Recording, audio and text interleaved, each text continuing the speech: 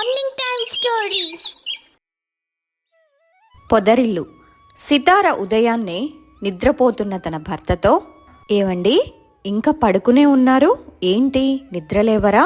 వెళ్ళి పాల ప్యాకెట్ తీసుకురండి, కాఫీ పెట్టిస్తాను. పక్కనే కదా కొట్టు, నువ్వు వెళ్ళి తెచ్చుకో. అసలు ఇది ఇల్లులాగే లేదు, చాలా చాలా చిరాగ్గా ఉంది. ఎక్కడ వస్తువులు అక్కడే ఉన్నాయి. అబ్బబ్బా, ఎందుకే పొద్దున్నే సతాయిస్తున్నావు, నువ్వే చూసుకో అని అనడంతో సితార సరే అని చెప్పి అక్కడ ఉన్న సామాన్లు మొత్తం సర్ది దుకాణానికి వెళ్తుంది. అక్కడ ఉన్న ఒక అమ్మాయి, ఏ అమ్మాయి, ఆ ఇంటికి వచ్చిన ఆడదిక్కు నువ్వేనా? చూడ్డానికి బాగానే ఉన్నావే, ఇంతకీ నీ పేరేంటి? నా పేరు సితార పిన్ని గారు. పేరు బాగుంది, నేను నీకు పిన్ని నవ్వనమ్మా, అత్తని అవుతాను. అందుకు ఆమె అవునంటుంది. తనకి కావాల్సిన పాల ప్యాకెట్ తీసుకొని ఇంటికి తిరిగి వచ్చి కాఫీ పెడుతుంది. వెంటనే భర్తకు తీసుకువెళ్ళి ఇస్తుంది. అతను తాగుతుండగానే ఇంతలో వాళ్ళ మామయ్య వస్తాడు. వాళ్ళ మామయ్యకి కూడా దాన్ని తీసుకువెళ్ళి ఇస్తే వాళ్ళ మామయ్య, మనకి ఏం పడవమ్మా, మనకి ఇదేం సరిపోతుంది అని ఒక బాటిల్ చూపించి అక్కడి నుంచి వెళ్ళిపోతాడు. దాన్ని చూసి ఆమె ఆశ్చర్యపోతుంది. ఇంత పొద్దున్నే ఎలా తాగుతాడో ఏంటో, ఏం అర్థం కావడం లేదు అనుకుంటూ ఉండగానే వాళ్ళిద్దరూ, మరదలు వదిన, మేమిద్దరం పనికి వెళ్ళొస్తాము అని అక్కడి నుంచి వెళ్ళిపోతారు. మధ్యాహ్నం భోజనానికి ఇంటికి వచ్చేయండి అని అనడంతో వాళ్ళు సరే అని అక్కడి నుంచి వెళ్ళిపోతారు. చాలా సమయం తర్వాత ఆ ఇల్లు మొత్తాన్ని శుభ్రం చేసి పనికిరాని చెత్త మొత్తం అంతా బయటపడేసి నిప్పంటిస్తుంది. అప్పుడే దాన్ని చూసిన మావయ్య గారు, హమ్మయ్యా, ఈ రోజుతో ఇంట్లో ఉన్న దరిద్రమంతా పోయింది, ఇక చాలా సంతోషంగా ఉంది అని అక్కడి నుంచి వెళ్ళిపోతాడు. ఇంతలో భర్త అక్కడికి వచ్చి నవ్వుతూ ఆమె వైపు చూసి వెళ్ళిపోతాడు. ముందు ఇంట్లో ఉన్న మనుషుల్ని మార్చాలి, లేదంటే ముందు ముందు చాలా చూడాల్సి వస్తుంది అనుకొని వెళ్ళి తన పనితనం చేసుకుంటూ ఉంటుంది. ఇంతలో పక్కింటి ఆడవాళ్లు కొందరు అక్కడికి వస్తారు. వాళ్లతో మాట్లాడుతూ ఉంటుంది సితార. వాళ్ళు సితారతో మాట్లాడి అక్కడి నుంచి వెళ్ళిపోయిన తర్వాత కీర్తి అనే అమ్మాయి అక్కడికి వస్తుంది. వదినా, చాలా రోజుకి ఇంటికి ఒక కల వచ్చింది. ఈ ఇంటికి అసలు ఆడవాళ్లే వచ్చేవాళ్ళు కాదు, ఇప్పుడు నువ్వొచ్చావు కదా, అందరూ నీ దగ్గరకు వస్తున్నారు. అవునా, అసలు ఎందుకు ఆడవాళ్ళు ఈ ఇంటికి రారు? ఆ విషయం నాకు కూడా తెలీదు వదినా, మా అమ్మకైతే బాగా తెలుసు. ఆమె వంట పూర్తయిన తర్వాత నీ దగ్గరకు వస్తుంది, అప్పుడు వివరంగా అంతా చెప్తుంది అని చెప్పడంతో తను సరే అని అంటుంది. చాలా సమయం తర్వాత కీర్తి వాళ్ళమ్మ సితార దగ్గరకు వస్తుంది. అప్పుడు సితార మాట్లాడుతూ, అత్తా, మీరు ఏదో చెప్తారని కీర్తి నాకు చెప్పింది. దాని గురించి చెప్పారంటే నేను కూడా దాని గురించి తెలుసుకుంటాను అని చెప్పగానే, ఏం లేదమ్మా, మీ ఆయన వాళ్ళ తమ్ముళ్ళిద్దరూ పుట్టిన తర్వాత ఆమె చనిపోయింది. అప్పటి నుంచి ఇంట్లో ఆడదిక్కంటూ ఏమీ లేదు. మీ మామయ్య పిల్లల్ని పట్టించుకోలేదు, వాళ్ళే పెరిగారు. ఇక మీ ఆయనే కొంచెం ఇంటి బాధ్యతలు చూసుకొని వాళ్ళని చదివిస్తూ వచ్చాడు. అందరూ కూడా ఈ కుటుంబం వైపు వచ్చేవాళ్లే కాదు. మీ ఆయన్ని ఏదో ఒక రకంగా పెళ్లి చేసి ఇంటికి కోడల్ని తీసుకురావాలని ప్రయత్నించారు. కానీ వాళ్ళ వల్ల అవ్వలేదు. 27 సంవత్సరాలు వాడికి వచ్చిన తర్వాత ఇప్పుడు పెళ్లి జరిగింది అంటూ జరిగిన విషయం అంతా చెప్పడంతో ఆమె అవునా అన్నట్టుగా మాట్లాడుతుంది.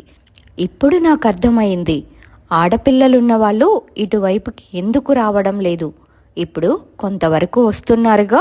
అయినా నా మరుదులు ఇద్దరూ కూడా చదువుకొని ఇక్కడ పొలం పని చేసుకున్నారు. వాళ్లకు కూడా ఉద్యోగాలు వస్తే మంచి సంబంధాలు వస్తాయి. అందుకామె, వాళ్ళు మీ ఆయన్ని వదిలిపెట్టి ఎక్కడికి వెళ్ళరు, ఈ మాట గుర్తుపెట్టుకో అంటూ అక్కడి నుంచి వెళ్ళిపోతుంది.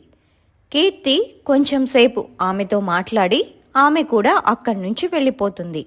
ఆ తర్వాత సితార తన పని చేసుకుంటూ ఉండగా మావయ్య ఇంటి ముందు పెద్ద పెద్దగా గొడవ చేస్తూ ఉంటాడు.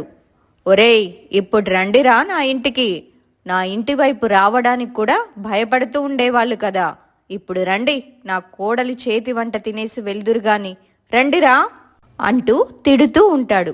ఆ మాటలు విన్న సితార, మావయ్య మీరు ఇంట్లోకి రండి, గొడవ పెట్టుకుంటారెందుకు వాళ్ళతో, వదిలేయండి అంటూ అతనిని లోపలికి తీసుకొని వెళ్తుంది. వదిలమ్మా, నీకేం తెలీదు ఇక్కడ వాళ్ళు ఎలాంటి వాళ్ళు అనుకుంటున్నావో. ఒకప్పుడు నన్ను ఎంత చిన్న చూపు చూస్తున్నారో నీకు తెలియదనుకుంటా. ఒకప్పుడు నన్ను చాలా ఇబ్బంది పెట్టారు, అందుకే వాళ్ళకి సమాధానం చెప్పాలని అనుకుంటున్నాను అంటూ గోల చేస్తూ ఉంటాడు. దయచేసి మీరు కుదురుగా కూర్చోండి అంటూ ఏదో ఒక రకంగా అతనికి సర్ది చెప్తుంది. చాలా సమయం తర్వాత తన భర్త ఇంటికి వస్తాడు. తన భర్తతో జరిగిన విషయమంతా చెప్తుంది. దాన్ని విన్న అతను పెద్దగా నవ్వుతూ, అతను హహా, ఇలాంటి రోజు ఎప్పుడొస్తుందని ఎదురు చూశాను. పోనీలే, ఈ రోజుకు మా నాన్న మంచి పని చేశాడు. ఎప్పుడూ తాగి ఒక మూల కూర్చునేవాడు, ఇప్పుడు తాగి గొడవ చేయడం మొదలుపెట్టాడు. చాలా సంతోషంగా ఉంది. తిట్టాలి, ఇలాంటి వాళ్ళకి ఎలా జరగాలో అలాగే జరగాలి అంటూ నవ్వుతూనే ఏడుస్తున్నాడు. దాన్ని చూడగానే సితార ఆశ్చర్యపోయి, ఇప్పుడేమైందండి, మీరు అంతలా బాధపడుతున్నారు? నాకు జరిగిన విషయం అంతా తెలిసింది, మీరు బాధపడకండి అంటూ అతనిని ఓదారుస్తుంది. సితార తన మనసులో, వీళ్ళు ఎంతగానో బాధపడుతున్నారు అంటే వీళ్ళని ఇక్కడున్న వాళ్ళు ఎంత కించపరిచి మాట్లాడుంటారో నాకు బాగా అర్థమవుతుంది అని తన మనసులో అనుకుని బాధపడుతుంది. కొంత సమయం తర్వాత అందరూ ఇంటికి వస్తారు. అందరికీ భోజనం వడ్డిస్తుంది సితార. అందరూ భోజనం చేసి, చాలా బాగుంది ఈ వంట, ఇలాంటి రుచికరమైన వంటలు ఎక్కడా చూడలేదు అంటూ ఆమెను పొగుడుతారు. ఆ రోజు గడిచిపోయింది. ఆ మరుసటి రోజు ఉదయం తన ఇంటి ముందు ముగ్గు పెడుతూ ఉండగా వచ్చేపోయే వాళ్ళందరూ కూడా ఆమెను చూస్తూ ఉంటారు. అందరూ కావాలని ఆమెతో మాట్లాడుతూ ఉంటారు. ఆమె కూడా వాళ్లతో మాట్లాడుతూ ఉంటుంది. అలా రోజులు గడుస్తూ ఉండగా సితార తన భర్తతో, ఏమండి, ఇంట్లో సరుకులు అన్నీ అయిపోయాయి, మీరేం పని చేయకుండా ఉంటే ఎలా చెప్పండి? ఆ ఇద్దరు పిల్లలు కష్టపడుతున్నారు, మీరు మాత్రమే ఖాళీగా కూర్చుంటున్నారు. నాకేం నచ్చడం లేదు. వాళ్ళు ఎంతకాలమని కష్టపడతారు? ఇదేం బాగోలేదు. పైగా వాళ్ళు చదువుకున్న వాళ్ళు కదా, వాళ్ళు ఉద్యోగాలు చేసుకుంటే వాళ్ళకి త్వరగా పెళ్ళైపోతుంది, వాళ్ళు సంతోషంగా కొత్త జీవితాలు మొదలు పెడతారు కదా. ఆ మాట వినగానే అతను ఏదో చెప్పడానికి ప్రయత్నిస్తూ ఉండగా వాళ్ళ మామయ్య అక్కడికి వచ్చి సితారతో, చూడమ్మా సితారా, వీడికి 10 సంవత్సరాల వయసులో ఒకడికి 3 సంవత్సరాలు, ఒకడికి 5 సంవత్సరాలు అప్పుడు పని చేయడం మొదలుపెట్టాడు. చిన్నవాడి చదువు పూర్తయ్యేంత వరకు వాడు కష్టపడుతూనే ఉన్నాడు. ఇంకా వాడు ఎక్కడ కష్టపడతాడు? అలసిపోయాడు. వాడికి ఇప్పుడు విశ్రాంతి అవసరం. నేనా ఒక్క రూపాయి కూడా ఎప్పుడూ ఇవ్వలేదు. పైగా వాడి డబ్బులతోనే తాగి వచ్చేవాడిని. ఇప్పటికీ తాగుతున్నాను. కేవలం నా భార్య చనిపోయింది అన్న బాధతోనే తాగుతున్నాను. ఆ బాధలో వీళ్ళు ఎలా బతుకుతారు అన్నది నేనెప్పుడో మర్చిపోయాను. కానీ ఏ రోజు కూడా వీళ్ళు ఒక్క మాట కూడా నన్ను అనలేదు. నా బిడ్డలు రత్నాలు అంటూ ఏడుస్తూ అక్కడి నుంచి వెళ్తాడు. నేను పని చేస్తుంటే నా భుజాలు 2 చాలా నొప్పిని కలిగిస్తున్నాయి. అందుకే నేను పని ఎక్కువ చేయలేకపోతున్నాను. ఏదైనా వ్యాపారం చేద్దామని డబ్బు కూడా పెట్టాను. ఆ డబ్బు అత్యవసర పరిస్థితుల్లో శకుంతల పిన్నికి ఇవ్వాల్సొచ్చింది. ఆమె ఖచ్చితంగా తిరిగి ఇస్తుంది. అప్పుడు మనం ఏదైనా వ్యాపారం మొదలు పెడదామని చూస్తున్నాను. శకుంతల పిన్ని అంటే ఇక్కడ దుకాణం ఉంది, ఆమె కదా పాలు అవన్నీ అమ్ముతుంది? అందుకు అతను అవును అని అంటాడు. అప్పుడు సితార, సరే అండి, కానీ వాళ్ళు మీ గురించి ఆలోచించి ఇక్కడే ఉండిపోయారు. ఏదైనా ఉద్యోగం చేసుకుంటే వారి జీవితాలు మారతాయి. నేను పదే పదే ఎందుకు చెప్తున్నానో అర్థం చేసుకోండి. మీరు వాళ్లతో మాట్లాడి వాళ్ళని ఉద్యోగాలకు పంపించండి అని అనడంతో అతను ఆలోచనలో పడతాడు. మరుసటి రోజు అతను వాళ్ళ తమ్ముళ్ళ దగ్గరకు వెళ్ళి మాట్లాడుతూ ఉంటాడు. వాళ్లతో అదే విషయాన్ని చెప్తాడు. వాళ్ళు ఆ మాటలు విని, అన్నయ్య, ఈ మాట నువ్వు చెప్తుంది కాదు, ఖచ్చితంగా వదిన చెప్తుంది కదా. వదిన మమ్మల్ని ఈ ఇంటి నుండి పంపించాలని చూస్తుందా? నీ నుంచి మమ్మల్ని వేరు చేయాలని చూస్తుందా? మేము నిన్ను వదిలిపెట్టి ఎక్కడికి వెళ్తాం చెప్పు? అవునన్నయ్యా, మేము బ్రతికినంత కాలం ఇక్కడే ఉంటాము. ఎవరు ఎన్ని చెప్పినా మేం మాత్రం నిన్ను వదిలిపెట్టి ఎక్కడికి వెళ్ళము. అది కాదురా, నా జీవితం ఎటూ నాశనమైపోయింది.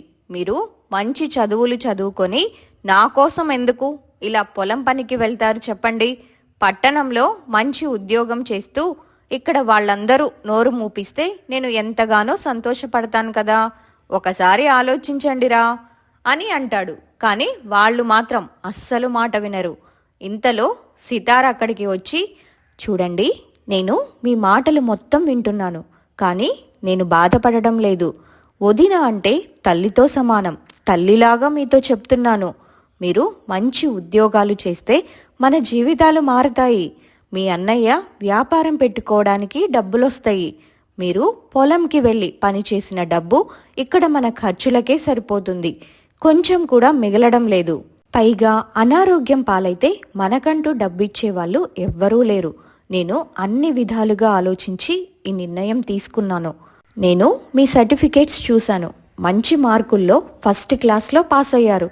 ఎందుకు మీ జీవితాలు ఇలా నాశనం చేసుకుంటారు? నా మాట వినండి అని చెప్పడంతో వాళ్ళు కోపంగా అక్కడి నుంచి వెళ్ళిపోతారు. సితారా, ఇంకెప్పుడూ దీని గురించి మాట్లాడొద్దు. వాళ్లకు వెళ్ళాలి అనిపిస్తే వెళ్తారు, లేకపోతే ఇక్కడే ఉంటారు, వదిలేయ్ అని అక్కడి నుంచి వెళ్ళిపోతాడు. ఆ రోజు రాత్రి సుందర్, శంకర్ ఇద్దరూ కూడా మాట్లాడుకుంటూ ఉంటారు. అన్నయ్య, పెద్దన్నయ్య, వదిన చెప్పింది కూడా నిజమే అనిపిస్తుంది. సడన్ గా మన ఇంట్లో ఎవరికన్నా ఏమన్నా అయితే మనకు డబ్బులిచ్చే వాళ్ళు కూడా ఎవ్వరూ లేరు. పైగా అన్నయ్య కూడా ఏదైనా వ్యాపారం చేయాలని చూస్తున్నాడు కదా. మనం ఇట్లాగే డబ్బు సంపాదించలేం. అన్నయ్య, వదిన చెప్పినట్టుగా మనం హైదరాబాద్కి కానీ బెంగళూరుకి కానీ వెళ్ళి ఏదైనా ఉద్యోగం వెతుక్కుందాం. నాకు కూడా అలాగే అనిపిస్తుంది. అదే మంచిది. లేదంటే మనం ఎంతకాలమని ఇలా ఉంటాము? మన ఉద్దేశం ఏంటి? అన్నయ్యని మంచిగా చూసుకోవడం. అన్నయ్య బాగుండాలి అంటే మనం కూడా బాగా డబ్బు సంపాదించాలి. మనం డబ్బు సంపాదించాలంటే ఈ ఊరిని వదిలిపెట్టి వెళ్ళాలి అని ఇద్దరు మాట్లాడుకుంటారు. ఆ రోజు రాత్రి గడిచిపోతుంది. మరుసటి రోజు ఉదయం అదే విషయాన్ని వాళ్ళ వదిన అన్నయ్యతో చెప్తారు. ఆ మాట వినగానే వాళ్ళు చాలా సంతోషపడతారు. ఇక వాళ్ళు ఎప్పుడు వెళ్తారు తెలుసుకొని వాళ్లకు కావాల్సిన ఏర్పాట్లు చేస్తూ ఉంటారు. వదిన వాళ్లకు రకరకాల పిండి వంటలు చేస్తుంది. ఇక వాళ్ళు వాటిని తీసుకొని రైలు ఎక్కుతారు. వాళ్ళు ఆ ఊరిని వదిలిపెట్టి వెళ్లారు. వాళ్ళకి ఉద్యోగం దొరుకుతుందా లేదా, వాళ్ళ జీవితాల్లో కొత్త మలుపు వస్తుందా లేదా అనేది తరువాయి భాగంలో చూద్దాము.